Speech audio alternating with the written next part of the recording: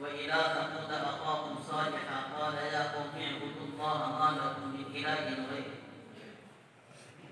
أعوذ بالله من الشيطان الرجيم. بسم الله الرحمن الرحيم.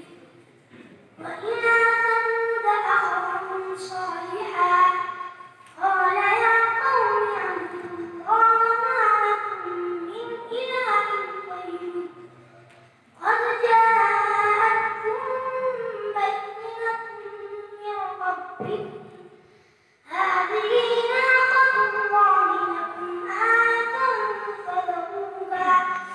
فذروها تأكل في أرض الله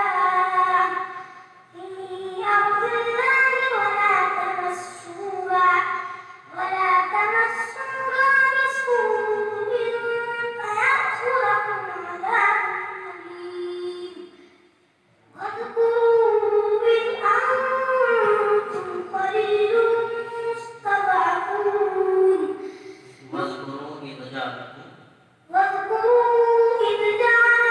خلفاء من بعد عاد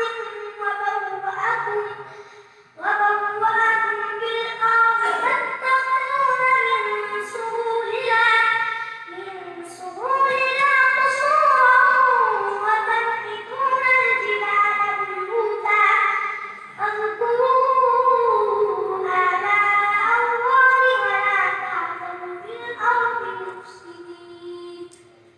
قال الملأ الذين استكبروا من قومه للذين استضعفوا لمن آمن منهم أتعلمون أن صالحا مرسل من ربه قالوا إنا بما أرسل به مؤمنون. Soal nomor 2, para nomor 22, rukun nomor 16.